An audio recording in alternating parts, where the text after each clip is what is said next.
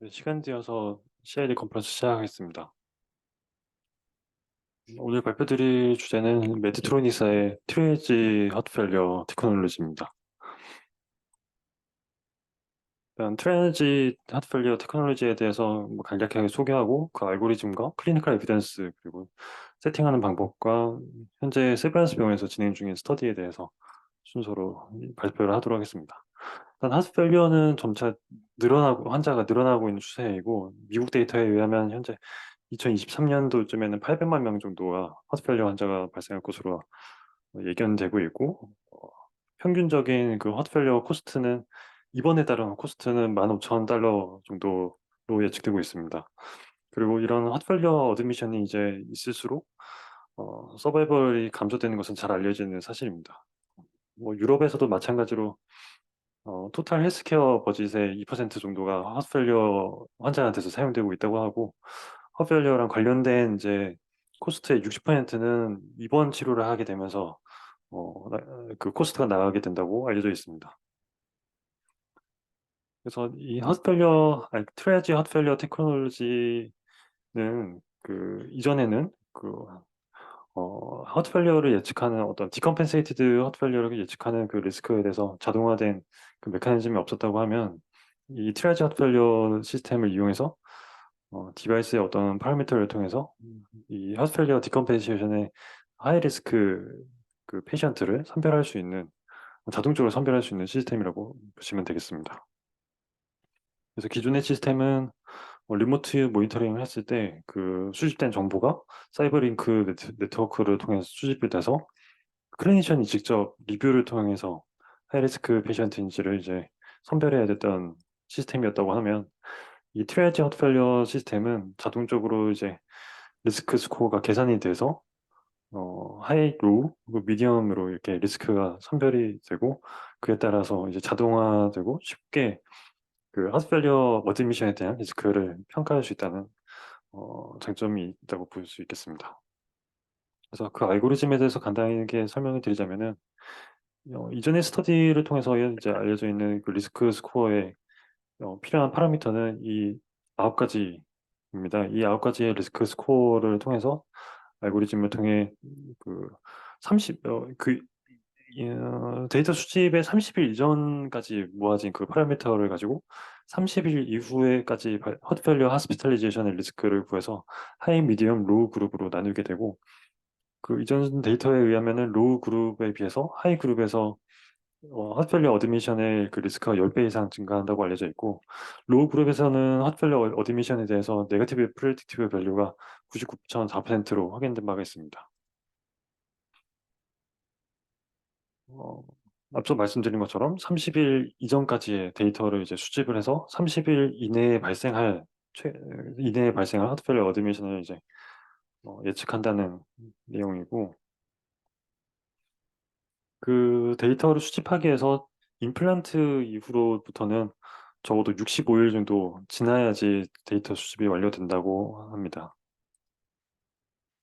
그래서 클리니컬 에비던스를 보시면 파트너스 트라이얼에 실렸던 내용인데, 핫페일리어 환자를 대상으로 CID를 가지고 있는 사람에서 앞서 보여드렸던 9가지 리스크 팩터를 가지고 구한 리스크 스코어로 이제 로우, 미디엄, 하이를 구했을 때 로우 그룹보다 하이 그룹에서 리스크가 10배 증가하는 것을 이제 결과로 보인 바가 있고, 다른 연구에서 레프트 트라이얼에서도 이런 CIT나 ICD를 가지고 있었던 1,200명의 환자에서 로우 리스크 그룹 0.2%, 하이 리스크 그룹에서 2.6%로 어드미션의 그 리스크가 10배 가까이 증가하는 것을 보인 바가 있습니다. 또 다른 스터디에서 13,000명의 이제 좀 더 라지 볼륨의 이제 스터디에서도 헛밸류의 그 어드미션 리스크가 최저 2배 증가했던 것을 확인한 바가 있습니다. 그래서 세팅하는 방법은 굉장히 간단합니다. 메디트로닉사에서 이제 그 홈페이지로 들어가서 환자를 등록하는 과정만 이제 거치게 되면은 그 환자의 리스크가 자동으로 이제 계산이 돼서 리스크가 이제 확인할 수가 있게 되고, 그리고 이런 하이 리스크에 이제 해당되는 사람들은 이렇게 얼러트 그 기능이 있어서 그 환자들을 좀 더 선별적으로 쉽게 확인할 수 있는 시스템이 있다고 볼 수 있습니다. 그래서 세브란스에서 아직 진행 중은 아니고 이제 계획 중인 스터디인데 이런 트리아지 핫 페일리어 기능이 ON을 해놓은 사람과 오프인 사람을 이제 1대1로 랜더마이제이션을 해서 결과를 이제 보면은 그 결과가 어느 정도 개선이 있지 않을까 생각이 들고 리모트 모니터링 시스템을 좀 더 적극적으로 활용할 수 있는 계기가 되지 않을까 생각이 듭니다. 네, 케이스 발표는 여기까지입니다.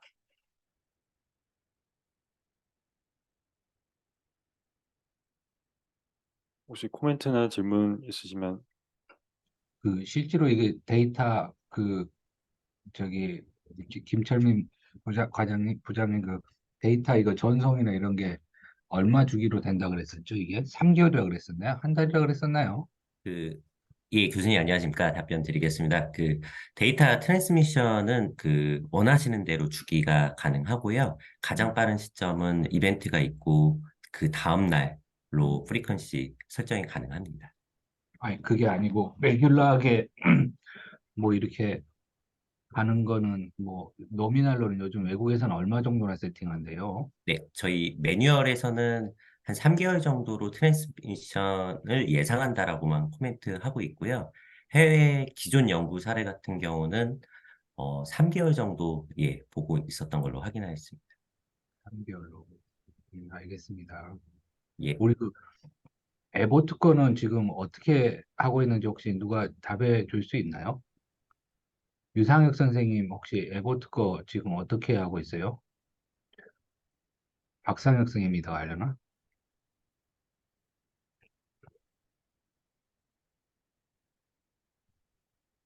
아, 말하기가 곤란한가 보다. 알겠습니다. 예. 다음 넘어가시죠, 뭐, 그러면.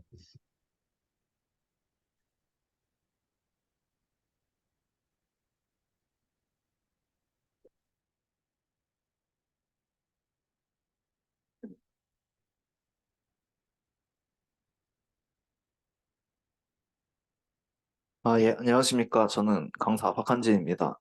오늘 잭 EPA 2023년도에 나온 CRT Non-Responder에서 LBBP의 feasibility에 대해서 제 연구한 논문을 말씀을 드리겠습니다.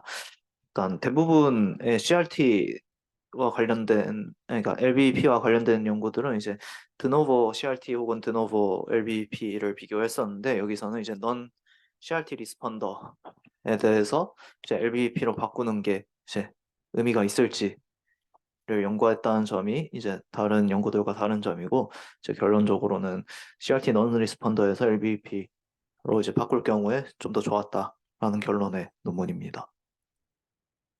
이제 결국 CRT 한 이후에 이제 non 리스폰더는 한 30% 정도가 된다고 하고, 이제 굉장히 다양한 원인이 있겠지만 뭐 LBB가 아닌 경우 혹은 에티올로지가 이제 non-ischemic인 경우 등등에 기인한다고 되어 있고, 이제 이거에 대한 대안으로서 히스반드 페이싱이 이제 거론이 되었었는데, 이제 히스반드 페이싱이 이제 테크니컬하게 어렵기도 하고 이제 리드 프로파일도 좋지 않고 인프라노드 락이 있을 경우에 하기 쉽지 않다라는 점이 있습니다. 근데 이제 이거와 관련해서 이제 LBP도 이제 많이 언급이 되고 있고, 이제 LBP 같은 경우에는 리드 프로파일도 좋고 테크니컬하게 좀 더 히스반들 페이싱보다는 쉬운 편이고, 또한 이제 많은 연구들에서 이제 드노보에서 CRT와 이제 LBP를 비교를 했을 때 LBP가 EF가 좀 더 좋아지더라. 그리고 증상이 좀 더 개선되더라라는 연구들이 있었습니다. 그래서 이 연구는 그것을 착안해서 이제 CRT non respondер에서도 이제 LBP가 CRT에 비해서 물론 대규모 RCT는 아니지만 네, LBP로 바꾸는 것이 의미가 있을지에 관련해서 연구를 했습니다. 이 연구는 이제 Non-Randomized Prospective Multicenter Case Control Study입니다. 여기서 Non-Responder를 이제 어떻게 정의를 했냐면, 이제 12개월 이상 CRT를 유지한 사람한테서 이제 LVESV가 15% 이상 감소하지 않거나 아니면 LVEF가 5% 이상 증가하지 않은 경우를 CRT non-responder라고 하였고, 이제 인로랄 환자들은 바이벤 페이싱이 90% 이상 잘 유지되는 환자 들로 이제 인로를 하였습니다. 이제 세컨더리 카디오마이오패시, 아밀로이도시스, sar코이도시스 아니면 헤모크로마토시스와 같은 세컨더리 카디오마이오패시 환자들은 모두 제외를 하였습니다. 이제 LVP 임플란테이션 하는 방법은 이제 스탠더드한 프로토콜을 따랐다고 이제 저자들이 기술을 하고 있고, 이제 있는 지점, 히스반들 시그널을 이제 확인한 지점에서 1DCM 정도 디스탈 부분에서 이제 셉탈 쪽으로 이제 스크리닝을 하였고, 이제 플로로스코픽 가이던스 하에서 하였다고 되어 있고, 이제 LVPT의 successful criteria 또한 이제 가이드라인에 맞춰서 이제 고려를 했다라고 이제 저자들이 설명을 하고 있습니다. 이제 CRT가 있는 환자에서 만약에 환자가 이제 persistent AFib 이라고 한다고 한다면, 이제 LVP를 새로 넣을 때 이제 atrial lead, 원래 있던 atrial lead는 이제 임베드를 하고 이제 LVP를 새로 연결을 했다고 되어 있습니다.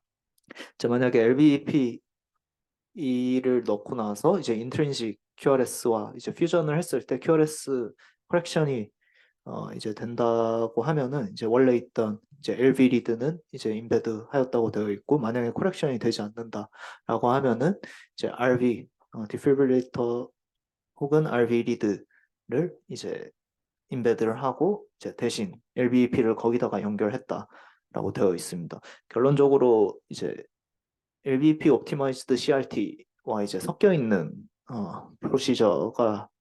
프로시저라고 생각하시면 되겠습니다. 일단 그래서 이제 6개월, 12개월 이렇게 팔로우업을 하였다고 되어 있고, 이제 여기서 LVP 이후에 에코카디오그래픽하게 이제 리스펀더 또한 CRT 넌 리스펀더의 기준과 비슷하게 ESV가 15%, EF가 5% 이상 증가하지 않은 사람으로 이렇게 정의를 하였습니다. 결국엔 15% 이상 감소하거나 EF가 5% 이상 증가하면은 이제 LVP 리스펀더라고 이제 정의를 하였습니다. 이제 하드 아웃컴, EF나 증상 말고도 이제 하드 아웃컴을 고려를 하였는데, 여기서 primary endpoint는 이제 heart failure hospitalization 그리고 all cause mortality, 하트 T의 컴포짓으로 정의를 하였습니다. 이게 여기 플로우 차트를 보시면은 이제 145명 정도의 CRT 이제 non responder 를 이제 모집을 하였고, 이제 RBP와 바이벤 페이싱 컨트롤 그룹으로 나눠서 12개월째 팔로우업을 하였습니다. 그리고 이때 요 두 군 사이에서 프로펜시티 스코어 매칭을 해서 결국엔 최종적으로 44명 양군은 44명을 이제 팔로우업을 한 스터디 디자인이어서 결국엔 넌 랜더마이즈드 그리고 프로스펙티브 케이스 컨트롤 스터디 라는 형식으로 이제 연구를 진행을 했습니다. 이제 결론적으로 보시면은 이제 테이블 1이 이제 양 공간의 이제 베이스라인 캐릭터리스틱스이고요. 이제 나이나 이제 니아 펑셔널 클래스 혹은 AFib 그리고 카디오마이오패시 에티올로지 같은 경우에는 이제 P-밸류랑 P-밸류에서 보이듯이 이제 큰 차이는 없었습니다. 이제 LVP 그룹에서는 이제 페이스메이커 CRT-P가 좀 더 많았다는 특징이 있고, 이제 바이벤 페이싱을 이제 처음 임플란테이션 한 이후에 이제 LVP군에서는 이제 평균적으로 한 5년, 그리고 바이벤 페이싱군에서는 약 4년 정도 지난 후였고, 이제 EF 또한 29% 정도로 이제 베이스라인에서 크게 다르지 않았습니다. 이제 LVP 몰폴로지를 가지고 있던 환자들은 LVP로 이제 바꾼 군에서 좀 더 많았다라고 되어 있지만 이제 통계적으로 유의하지는 않았습니다.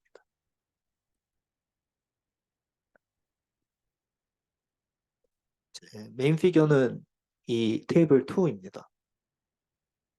이제 여기 보시면은 아까 말씀드렸다시피 이제 베이스라인에서 여기서 이제 CRT에서 LVP로 바꾼 사람, 그리고 바이벤 페이싱을 유지한 사람, 그리고 베이스라인에서 12개월까지 팔로우업을 했고, 니아 펑셔널 클래스는 거의 비슷했고, EF는 29%, 그리고 p-밸류도 유의하게 다르지는 않았고 이제 챔버 사이즈 또한 크게 다르지 않았습니다.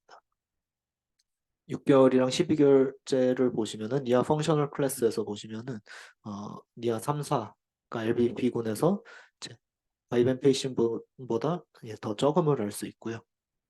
이제 EF 또한 이제 베이스라인에서는 비슷했는데 6개월에서는 38%, 29%로 유의하게 차이가 있었습니다. 그리고 LV 챔버 사이즈 또한 이제 훨씬 더 이제 바이벤 페이싱보다 좀 더 작은 것을 알 수 있고요. 이제 1년째에도 이 트렌드가 유지가 되었습니다. 그래서 결국에는 이제 니아 3, 4에 심한 사람들은 LVP에서 훨씬 적었고 EF는 38% 정도로 이제 증가된 게 6개월째에서 증가된 게 11개월째에도 유지가 되었고 LV 챔버 사이즈도 이제 바이벤 페이싱보다 작았다라고 되어 있습니다. 이제 요거는 니아 펑셔널 클래스를 이제 바그래프로 다시 그린 그림이고요. 이제 베이스라인에서는 이제 양 공간에 이제 거의 뉴머리컬하게 차이가 없는데 이제 시간이 지날수록 이제 LBP 군에서 이제 니아 2가 이제 좀 더 많아지고 이제 바이벤 페이싱을 유지한 사람들에서는 니아 3인 사람들이 대부분 유지가 많이 되고 있었다라고 하는 걸 보여주는 피겨입니다. 이제 요거는 하드아웃컴에 대한 카프란 마이어고요. 이거는 adjusted 카프란 마이어를 이제 그렸고 하자드 레이셔 또한 이제 같이 제시하고 있습니다. 그리고 아까 말씀드렸던 프라이머리 엔드 포인트가 하펠리 하스피탈리제이션, 하트티 그리고 올코스 데스였는데 이제 프라이머리 아웃컴의 경우에는 이제 LVP 그룹에서 훨씬 더 적었다라고 되어 있고 하자드 레이셔는 0.31이라고 되어 있습니다. 이제 각각의 컴포넌트에 대해서 보시면 이게 B, C, D에서 각각의 컴포넌트고 이게 올코스 모탈리티입니다. 큰 차이는 없었고 그리고 하트 T 이것 또한 큰 차이는 없었습니다. 통계적 유의성은 대부분 하펠리 하스피탈리제이션 드리븐 되었습니다. 하자데이션은 0.21에 그래프의 로그랭크는 0.005가 확인된 그런 연구입니다.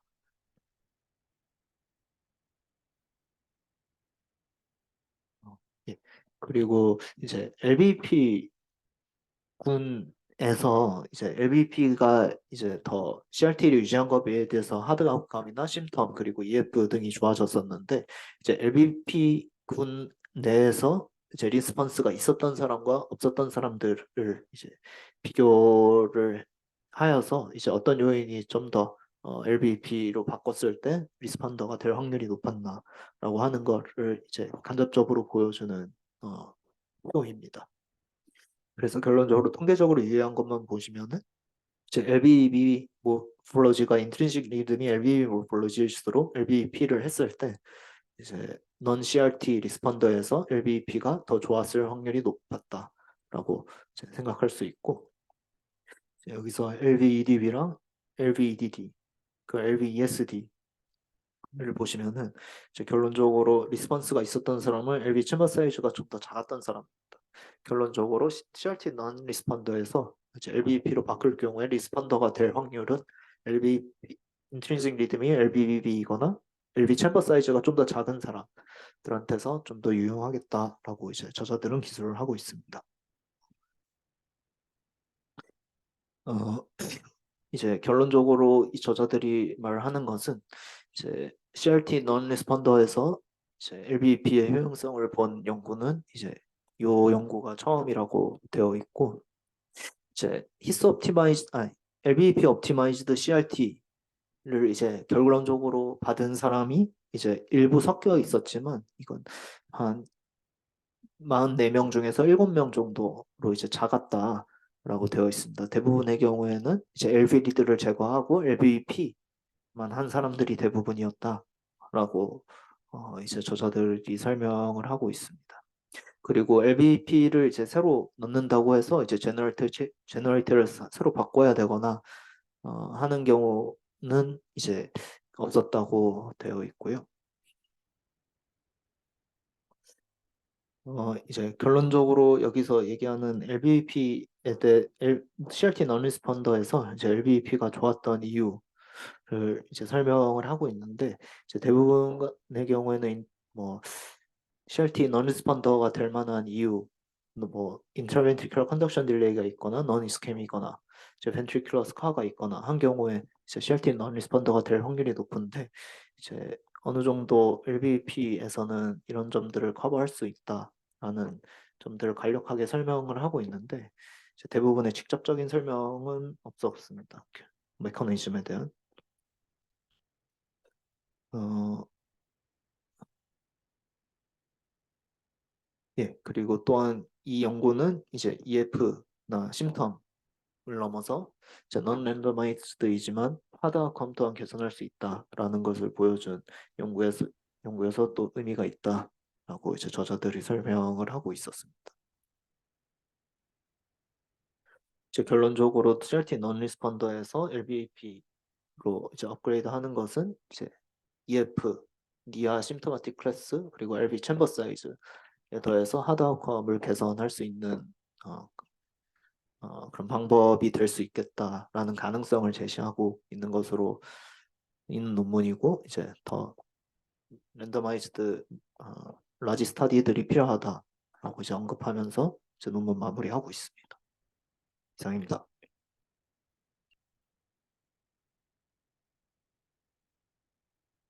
질문이나 코멘트 있으시면.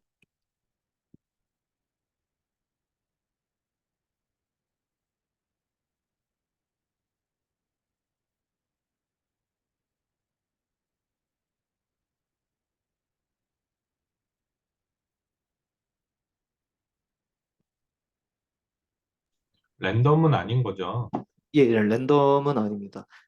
그러니까 몇 명을 모아서 1년 뒤에 1년 뒤에 프로펜시티 스코어 매칭을 한 거여서 결국에는 넌 랜더마이즈드 프로스펙티브 디자인인 겁니다.